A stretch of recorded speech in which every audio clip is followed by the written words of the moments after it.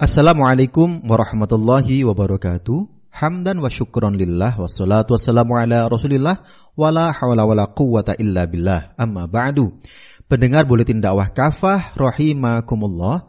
Alhamdulillah kembali hadir di tengah-tengah Anda semua. Buletin Dakwah Kafah kali ini edisi 277. 20 Jumadil Tsaniyah 1444 Hijriah, 13 Januari 2023 Masehi. Kali ini akan mengangkat tema cara efektif dan syar'i membasmi korupsi. Bismillahirrahmanirrahim. Dari tahun ke tahun, korupsi di Indonesia kian menunjukkan peningkatan, baik dari segi jumlah kasus, tersangka, maupun potensi kerugian negaranya.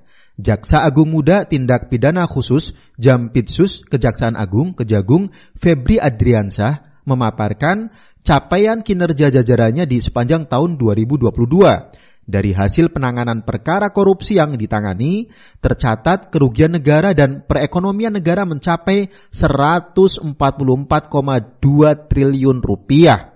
Dikutip dari merdeka.com 7 Januari 2023. Pendengar rahimakumullah, demokrasi menyuburkan korupsi. Menko Polhukam Mahfud MD mengatakan, korupsi lahir dari banyak politisi yang dipilih lewat proses secara demokratis. Menurut dia, hal ini menjadi contoh bahwa demokrasi tak selalu mendukung lahirnya tata kelola yang baik. Dia kemudian merinci penjelasan di atas dengan perjalanan demokrasi di Indonesia. Mula-mula, kata Mahfud, saat NKRI berdiri pada 1945, telah disepakati demokrasi sebagai sistem pemerintahan. Ketika pemerintahan bermasalah, politik bermasalah, pilihannya selalu demokrasi. Pada 1945, tiba-tiba lahir demokrasi parlementer, demokrasi liberal dengan sistem parlementer. Pada 1959, karena demokrasi liberal bermasalah, lahir demokrasi terpimpin. Pada 1966, lahir demokrasi Pancasila, ungkap Mahfud. Kemudian, kata Mahfud, reformasi 1998 melahirkan demokrasi agar tata kelola pemerintahan ini menjadi baik, terhindar dari korupsi, kolusi dan nepotisme atau KKN. Merujuk dari sejarah panjang tersebut, bangsa Indonesia selalu memilih demokrasi sebagai jalan keluar jika ada persoalan dalam pemerintahan. Dikutip dari kompas.com 10 Januari 2023. Faktanya, demokrasi pada era reformasi malah makin subur dan menjadi-jadi. Transparansi Internasional Indonesia atau TII, sebagaimana dikutip detik.com, memaparkan hasil survei terkait korupsi di Indonesia. Survei dilakukan pada 15 Juni sampai 24 Juli 2020. Hasilnya, TII mengatakan masyarakat menempatkan anggota legislatif sebagai lembaga terkorup di Indonesia. Berikut urutannya. Yang pertama, anggota legislatif 51%. Yang kedua, pejabat pemerintah daerah 48%.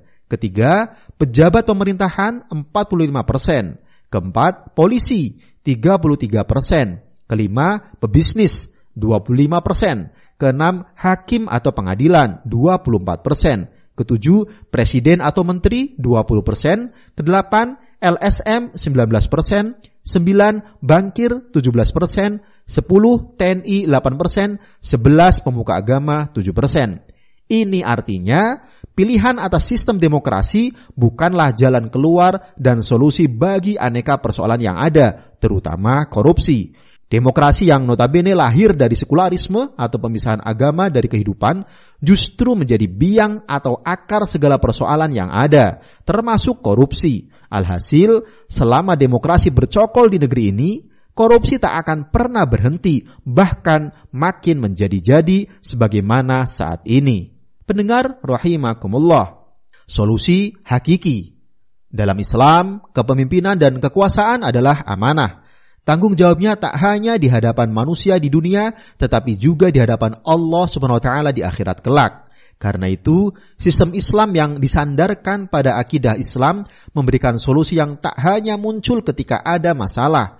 Sistem Islam mencegah sedari dini manusia untuk memiliki niat korupsi di awal. Pada titik inilah, Islam memberikan solusi secara sistematis dan ideologis terkait pemberantasan korupsi. Dalam Islam, ada sejumlah langkah dalam memberantas bahkan mencegah korupsi. Antara lain, pertama, penerapan ideologi Islam. Penerapan ideologi Islam meniscayakan penerapan syariah Islam secara kafah dalam segala aspek kehidupan, termasuk dalam hal kepemimpinan. Karena itu dalam Islam, pemimpin negara atau khalifah misalnya diangkat untuk menjalankan pemerintahan sesuai dengan Al-Quran dan As-Sunnah. Begitupun pejabat lainnya. Mereka diangkat untuk menerapkan dan melaksanakan syariah Islam. Yang kedua, pemilihan penguasa dan para pejabat yang bertakwa dan zuhud. Dalam pengangkatan pejabat atau pegawai negara, khilafah menetapkan syarat takwa sebagai ketentuan, selain syarat profesionalitas. Ketakwaan menjadi kontrol awal sebagai penangkal berbuat maksiat dan tercela. Ketakwaan akan menjadikan seorang pejabat dalam melaksanakan tugasnya selalu merasa diawasi oleh Allah Subhanahu wa taala. Ketika takwa dibalut dengan zuhud, yakni memandang rendah dunia dan qanaah dengan pemberian Allah Subhanahu wa taala, maka pejabat atau pegawai negara betul-betul amanah. Sebabnya, bagi mereka dunia bukanlah tujuan. Tujuan mereka hidup di dunia adalah demi meraih ridho Allah Subhanahu wa taala. Karena itu, mereka paham betul bahwa menjadi pemimpin, pejabat, atau pegawai negara hanyalah sarana untuk mewujudkan izzul Islam wal muslimin, bukan demi kepentingan materi atau memperkaya diri dan kelompoknya. Ketiga, pelaksanaan politik secara syar'i.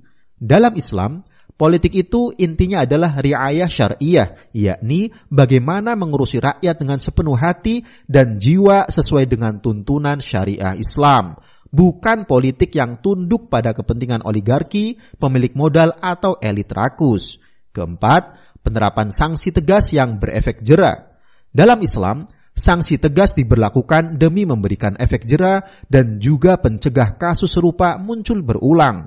Hukuman tegas tersebut bisa dalam bentuk publikasi, stigmatisasi, peringatan, penyitaan harta, pengasingan, cambuk hingga hukuman mati. Pendengar rahimakumullah, teladan Rasulullah Shallallahu Alaihi Wasallam dan para khalifah. Dalam Islam, keimanan dan ketakwaan penguasa dan para pejabat tentu penting. Namun, sistem yang menjaga mereka agar tidak melenceng itu jauh lebih penting. Tidak ada yang meragukan keimanan sahabat Mu'adz bin Jabal radhiyallahu an. Namun, Rasulullah Shallallahu Alaihi Wasallam tetap menasihati dirinya. Bahkan, ketika ia diutus ke Yaman dan sudah melakukan perjalanan, Rasulullah Shallallahu Alaihi Wasallam memerintahkan seseorang untuk memanggil dia kembali. Ketika Mu'adz radhiyallahu an kembali, beliau bersabda, "Atadri lima ba'astu ilaik? La tusibanna syai'an bi ghairi idzni fa innahu ghulul. Wa may yaghlul ya'ti bima ghalla yaumal qiyamah. Lihada da'autuk famdi li'amalik." Tahukah kamu mengapa aku mengirim orang untuk menyusul dirimu? Janganlah kamu mengambil sesuatu tanpa izinku karena hal itu adalah ghulul atau khianat. Siapa saja yang berbuat ghulul, pada hari kiamat ia akan datang membawa apa yang dia khianati itu. Sebagaimana dalam Quran surah Al-Imran ayat 61. Karena inilah aku memanggil dirimu. Sekarang pergilah untuk melakukan tugasmu. Hadis riwayat At-Tirmizi. Selain itu adalah keteladanan. Rasulullah Shallallahu Alaihi Wasallam walaupun memegang banyak harta negara, hidup sederhana. Beliau misalnya biasa tidur di atas selembar tikar yang kasar yang meninggalkan bekas pada tubuh beliau. Ketika Ibnu Mas'ud radhiyallahu anhu menawarkan untuk membuatkan kasur yang empuk, beliau berkata, "Mali walid dunya ma ana fid dunya illa qaraqibin istadalla tahta syajaratin thumma roha wa tarakaha." Tidak ada urusan kecintaanku dengan dunia. Aku di dunia ini tidak lain hanyalah seperti seorang pengendara yang bernaung di bawah pohon, lalu beristirahat, kemudian meninggalkannya. Hadis riwayat At-Tirmizi. Setelah Rasulullah Shallallahu Alaihi Wasallam pengganti beliau dalam urusan pemerintahan, yakni Khalifah Abu Bakar radhiyallahu an, hanya mengambil sekadarnya saja harta dari Baitul Mal untuk memenuhi kebutuhan hidupnya dan keluarganya sehari-hari. Menjelang wafat, beliau berwasiat agar mengembalikan harta dari Baitul Mal itu jika ada kelebihannya. Pengganti beliau, Khalifah Umar radhiyallahu an, juga hidup sederhana. Khalifah Umar radhiyallahu an pernah meminta masukan kepada Salman Al-Farisi. Apa kira-kira kekurangan beliau dalam pandangan masyarakat? Salman menolak, tetapi Khalifah Umar mendesak. Akhirnya, Salman berkata bahwa ada masyarakat yang menggunjingkan Umar yang sering mengumpulkan 2 macam lauk dalam satu hidangan makan. Sejak saat itu, Khalifah Umar tidak pernah makan dengan 2 macam lauk. Tidak hanya diri mereka sendiri yang bersih dari korupsi, mereka juga menjaga agar kerabatnya tidak menggunakan jabatan ayah atau saudaranya untuk memperkaya diri mereka. Suatu ketika, Khalifah Umar radhiyallahu anhu melihat unta gemuk di padang gembalaan yang sudah diproteksi negara. Ketika dia tahu bahwa itu unta anaknya, beliau menyuruh anaknya untuk menjual unta tersebut. Modal pokok untuk membeli unta tersebut diberikan kepada anaknya. Laba penjualannya dimasukkan ke dalam baitul mal kaum muslim. Pejabat juga dituntut untuk menjaga harta rakyat. Tidak boleh ada yang hilang atau tersia-sia. Khalifah Umar radhiyallahu an pernah mengejar unta zakat yang lepas, lalu ditegur oleh Imam Ali radhiyallahu an. Khalifah Umar menjawab, "Jangan engkau mencelaku wahai Abul Hasan. Demi Tuhan yang telah mengutus Muhammad sallallahu alaihi wasallam dengan kenabian, andaikan ada anak domba atau zakat hilang di tepi sungai Ufrat, pasti Umar akan dihukum karena hal tersebut pada hari kiamat. Tiada kehormatan bagi seorang penguasa yang menghilangkan hak kaum muslim." Dikutip dari As-Samarqandi dalam kitab Tanbihul Ghafilin halaman 383 sampai 384. Jika Khalifah Umar radhiyallahu anhu mendapati kekayaan seorang wali atau amil atau kepala daerah bertambah secara tidak wajar, beliau meminta pejabat tersebut menjelaskan asal-usul harta tambahan tak wajar tersebut. Jika penjelasannya tidak memuaskan, kelebihannya disita atau dibagi 2. Separuhnya diserahkan ke Baitul Mal. Hal ini pernah beliau lakukan kepada Abu Hurairah, Utbah bin Abu Sufyan, juga Amr bin As. Dikutip dari Ibnu Abd Rabbih Al-Andalusi dalam kitab Al-Aqdul Farid, Jilid 1 halaman 46 sampai 47. Ini untuk kasus yang syubhat. Adapun untuk kasus yang jelas-jelas terbukti seseorang memperkaya diri sendiri dengan jalan curang, hukumannya adalah ta'zir. Bisa disita hartanya, dicambuk, dipenjara atau bahkan dihukum mati, bergantung pada efek kerusakan yang ditimbulkan korupsi tersebut. Pendengar rahimakumullah, alhasil penerapan syariah Islam akan efektif dalam memberantas korupsi. Upaya ini membutuhkan kesungguhan dan komitmen semua pihak untuk segera mewujudkan sistem pemerintahan Islam yang akan menerapkan syariah Islam secara kafah. Wallahu a'lam bishawab. Demikian materi Buletin Dakwah Kafah edisi 277. Cara efektif dan syar'i membasmi korupsi.